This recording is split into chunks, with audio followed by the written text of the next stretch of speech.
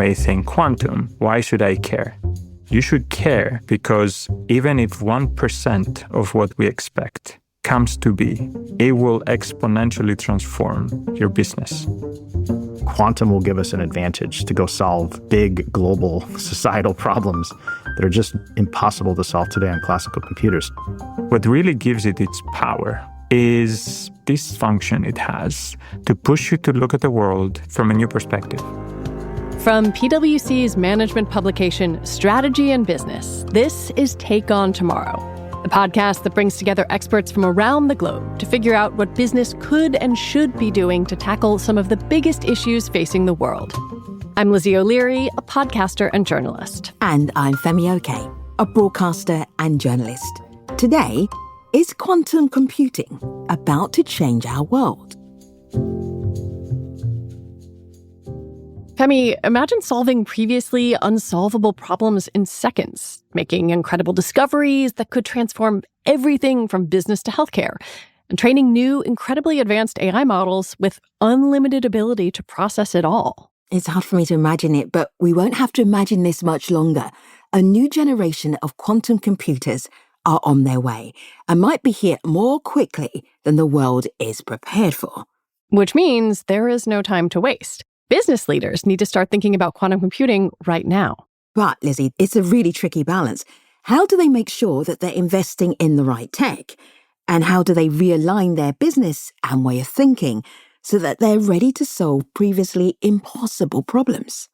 So we took these questions and put them to Spiros Michalakis, a Caltech mathematical physicist who helps businesses understand quantum physics. But first, we're joined by Scott Likens, PwC's Global Chief AI Engineer. Hi there, Scott. Thank you for coming. Hello, it is great to be here. Scott, I think we need to start with the basics here. What exactly are quantum computers? So starting off with the easy question, fantastic. I think it's that next generation of what we call supercomputing. Quantum computers, they use the concepts of quantum mechanics, which means they can actually operate, all right, get this, in many different universes at once. So not just here on Earth in our universe, but in almost infinite universes. What that means is they can process massively parallel calculations that today's supercomputers can't.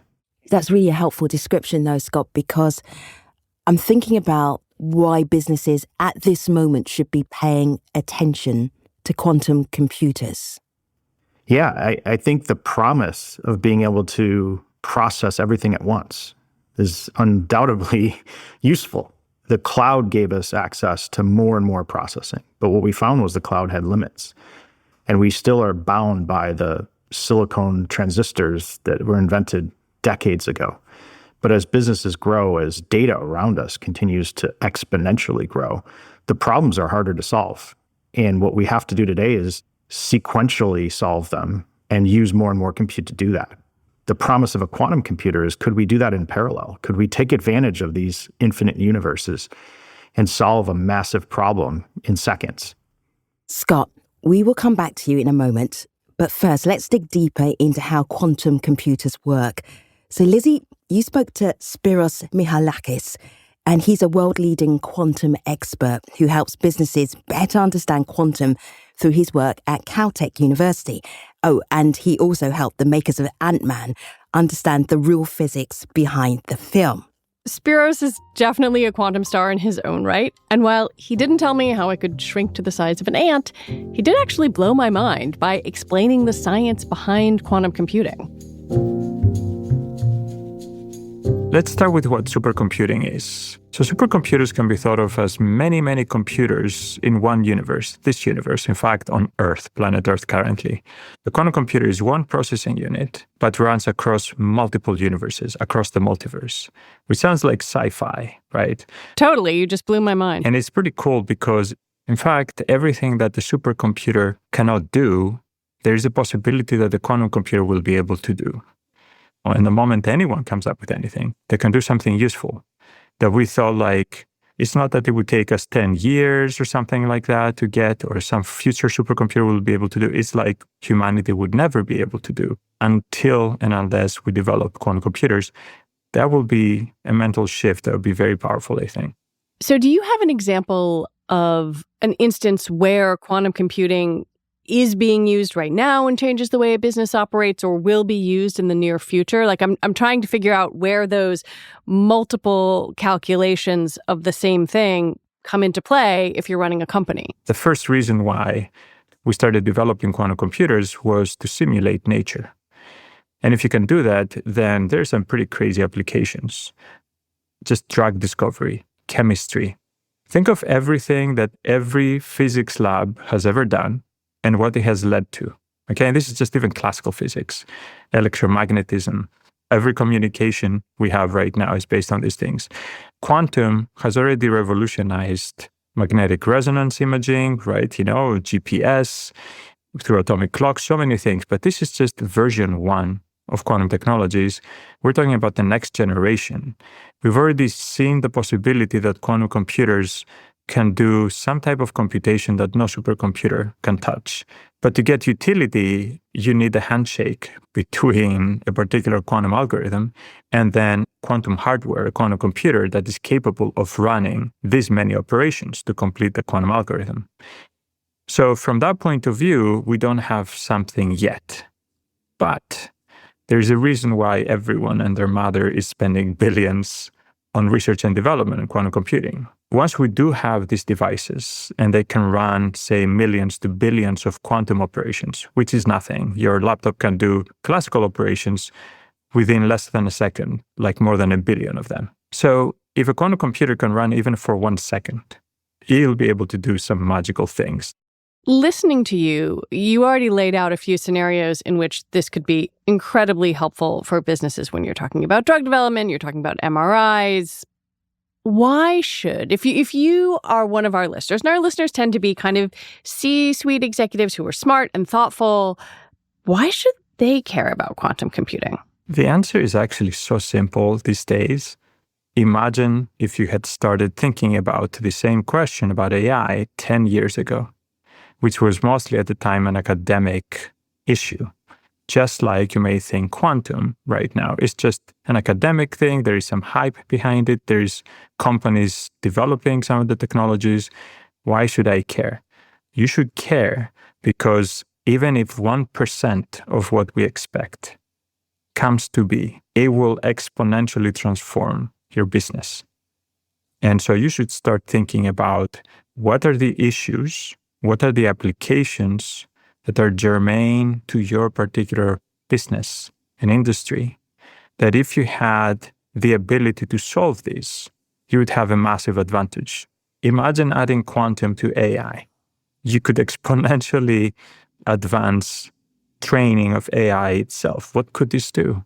If you can have a full view of every piece of data you have in your company, and you can update the AI model that is personal to your company every 2 seconds.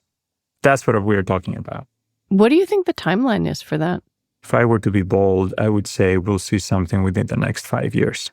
That's pretty soon. It is pretty soon, yeah. And that's why I keep saying to business leaders that you should start thinking of this handshake between the two worlds, your world and our world, because you will be the ones to try to figure out what it is that you want from quantum computer. If you were to have the ability to use these powerful machines to do something very useful and interesting to you, what would that be like? Right? And in order for you to have the right questions, you need to play around to understand what it can possibly do for you.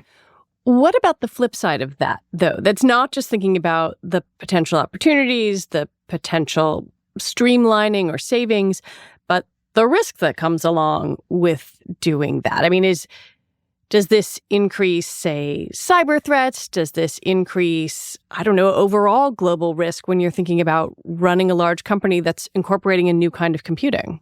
One of the first threats, I guess, that quantum computing posed right away, right off the bat, and that kind of kick-started this quantum revolution, was the development of Shor's algorithm by Peter Shor, now a professor at MIT, that would allow a quantum computer to be able to break your password, right, authentication, all these things. So that is something we don't know how to do with a supercomputer.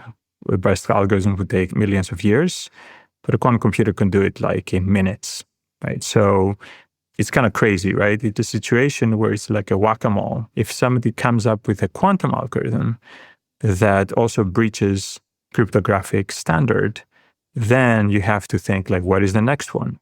Does it matter if the knowledge around quantum computing is contained in the hands of a few, where we're talking about top academics like you or top executives? Or should it be more egalitarian? That's one of the issues that's been raised a lot with generative AI, that it requires such money and computing power that the knowledge is very concentrated. Quantum belongs to the whole world, and it should always be part of the whole world. In fact, it is the foundations of the universe, of the multiverse itself. So what is really cool about quantum physics, in my opinion, what really gives it its power is this forcing function it has to push you to look at the world, the same thing, from a new perspective. In fact, from perspectives that we thought were alien, were impossible. And when you look at the world from all these different complementary points of view, you realize that there is no singular, true way to look at things. That is a very metaphysical answer.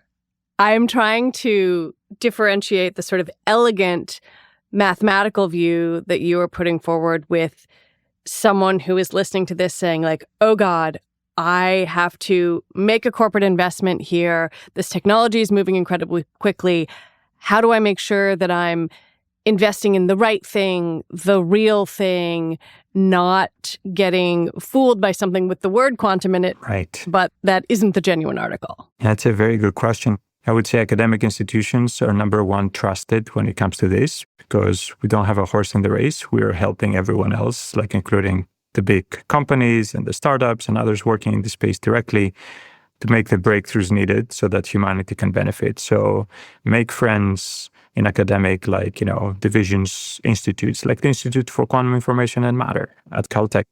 The second thing is start messing around with quantum. There's many tutorials, ways to do this online through IBM Quantum Experience and many others that allow you to get your hands dirty, writing small programs, right? Getting a sense what it feels like to experience quantum.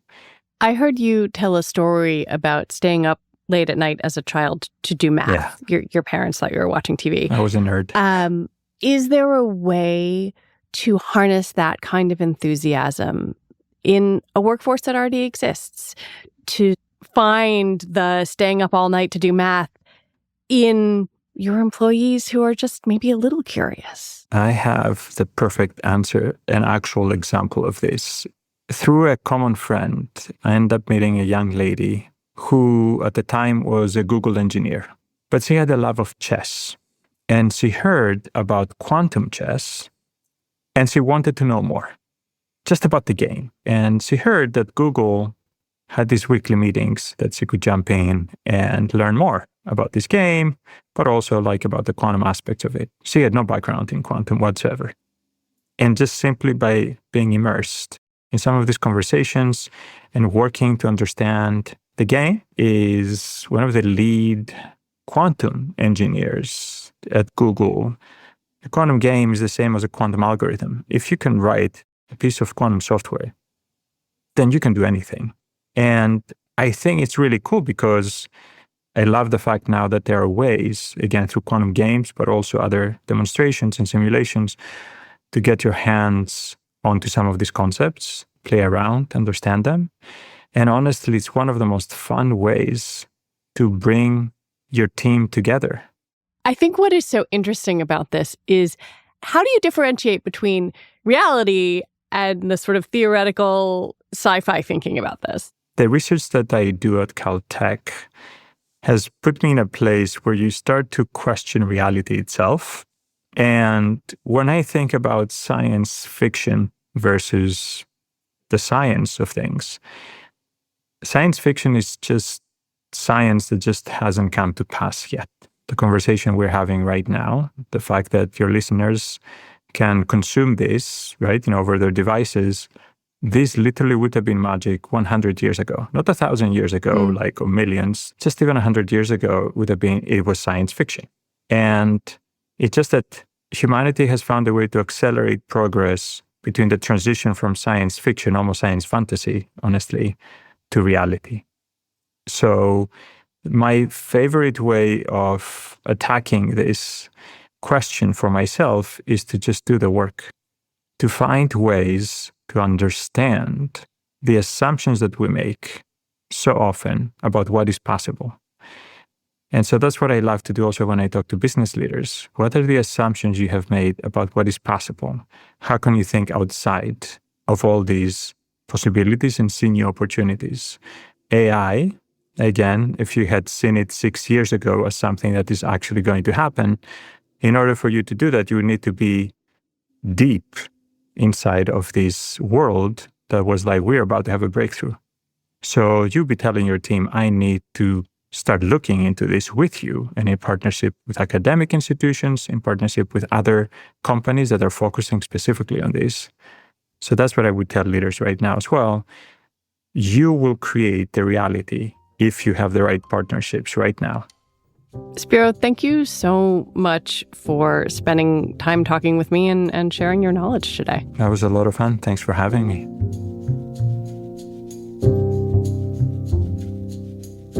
So, Scott, we've so much to think about and unpack there.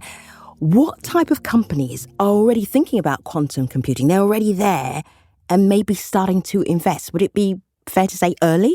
I think of kind of three waves of investment. First, there's undoubtedly in the last year, nation states are seeing that there's a technology advantage in quantum, and you're starting to see big investments across the world. This is a concept 5 or 10 years ago was not on the agenda. Then I think about there's a massive amount of startups that are trying to approach quantum in the physical building of the machines. So I think that's very interesting. And then on the enterprise side, we're starting to see across many different industries investments in starting to experiment.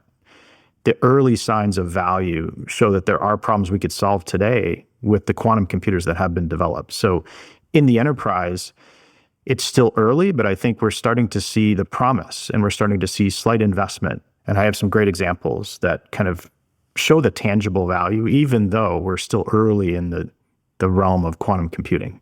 Tell us one of your great examples. Well, one that comes to mind is a classical mathematical problem, the traveling salesperson.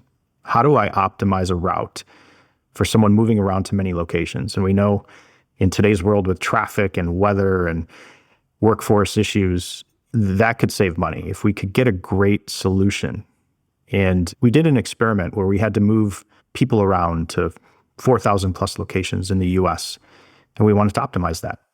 So we used good old classical AI and we created a really optimal pattern. So how do we optimize 8 hours a day? How do we minimize hotel nights? How do we save on fuel, which is great for the environment? And it was a good solution. But then we did an experiment and said, could we actually use quantum to solve it better? Now, we didn't have access to enough quantum compute, so we had to use classical clustering and quantum solving. But in the end, we saved an amazing amount of miles, which meant less fuel, less carbon in the air, less people moving around. And it was a tangible outcome.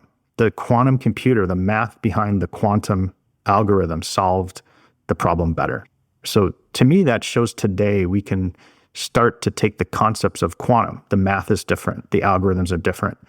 The computing is, of course, different. But if there's a better solution, even today, let's go use it. When you talk to these companies, including those that aren't thinking about quantum computers, what do you tell them to prepare them? I think the technology investment is happening, but the workforce investment, there's not enough people in the world that are studying quantum mechanics or particle physics or high-end math to be able to actually make that translation from today's AI to quantum AI. So I think there's a workforce issue ahead of us. So some experimentation is my first recommendation. Find some people in your organization that may have a passion, believe it or not, around quantum mechanics and just the concepts that it involves, and tap into them. Start with a business problem, like that traveling salesperson. Do you have to move parts or people around a very complex network? And if you could take 1 or 2 or 5 or 10% out of that, is there business value? And I think there will be. So the experimentation is important. The education is important. And then starting to enable your workforce. Don't think of it as science fiction. start to experiment with it and bring it to life in your organization, but base that on real value today, not just pure experimentation for something 5 or 10 years out. I'm also thinking if you can tell business leaders, CEOs, that this will give you a competitive edge, that is very compelling, right? Absolutely. Absolutely. So if you think about being able to solve problems faster than your competitors, that gives you an edge. Can you solve bigger problem sets than your competitors? There's an edge there. There's undoubtedly a competitive advantage to going early. And some of this might be a slowly, suddenly problem. So quantum computers are slowly evolving, and suddenly, when one's available at scale, whoever has access to that could have a massive advantage. Are there risks that come along with quantum computers? I mean, if companies are thinking about this, what are the risks that they need to think about right now? I think we're in a much different place in the world today because of the last few years of AI visibility and excitement, and the wave of things like generative AI have put this on the radar of every executive. And with that, we've really focused on building responsible AI and trusted technology. So I think we're in a different place than we were years ago. We're thinking about doing this responsibly. Things like cryptography, which could be at risk with quantum computing. Almost 8 years, there's been a standards body looking at how do we get ahead of that. So I think we're going into this with a mindset of trust by design. So if we're putting the right principles in place today, we're being responsible about the frameworks and the guidance we're giving, which I think we are. The academics are looking at the good and the bad of this technology, and we're being very open about it. So I think the community is very like-minded in the sense of doing this the right way to the benefit of business and society and the world in general. I'm very positive in the sense of working together to solve this problem and to put trust by design in the beginning. And I'm seeing a lot of those indications along the way. And what about the partnerships that businesses make over quantum? Yeah, I think of it as an ecosystem. So there's the physical quantum computer. There's not going to be a lot of those in the beginning. So how do we share that? And what type of quantum computing do you want to use? So an ecosystem of partners that provide the access to the actual quantum computing. There's likely an ecosystem of how I access that. How do I create the algorithms and the math that has to be different to run on that quantum computer? You may start to build that capability in-house, but you might partner up and leverage an ecosystem. There's hopefully some open standards that accelerate that, like we see in the world of open source software today. And then thinking about your partnership model. Where do you get all that data you want to process? That's a pure play ecosystem that we do today, but it might broaden. It might change the types of data that you go after. It might change the types of partnerships in that ecosystem. But I don't see a world where we don't use this ecosystem to leverage the power of quantum, at least in the next decade. So if business leaders are thinking about quantum computing and long-term investment and strategies, what piece of advice would you give them? I think you start with what area of your business has the most opportunity based on what quantum provides. Infinitely parallel processing of massive data. Things like optimization. Is there an area of your business that optimizing would create some efficiencies or create new market opportunities? Could you move faster in planning or logistics or scheduling? And you could outpace your peers. Finding those areas in your business to start to experiment, I think is step one. Thinking about then the workforce. How do you actually build that muscle around quantum mechanics and quantum computing? That's probably an ecosystem play. You may reach out to academics like my friend Spiros or people that are really deep in understanding the true benefit areas and the areas that are still further out and making some of those decisions. But I think you always have to base it on where you're going to find value for your business. Again, efficiencies or new revenue, new products, new markets, and then go from there. It's the same problem with AI, though. AI does not solve every problem. So the same way we narrow down the use of generative AI or good old AI, similar concept, but much more power. One of the reasons I enjoy talking to you, particularly Scott, is that you have been grinning the whole way through this conversation. There is something about quantum computing that makes you really happy. Yeah. The first thing is the people working in this area are just such brilliant minds. And they're seeing a world that is hard for most people to understand, let alone see. And I see their passion. And they're always very conservative. Oh, it's 5 or 10 years away. But then you see that sparkle, and they tell you about some algorithm they just proved out. from a theory to a simulation. And I can see that coming. And I'm an optimist, of course. But I think about the pace of the internet, think about the pace of social media. It was measured in decades. So this stuff takes a while, but I do see the promise and I see the value it could add to the world. Quantum will give us an advantage to go solve big global societal problems that are just impossible to solve today on classical computers. So I do see the promise, and I just love the excitement I see people working in this day to day and the passion. It's infectious. Scott, thank you for joining us. Thank you so much. That was fun.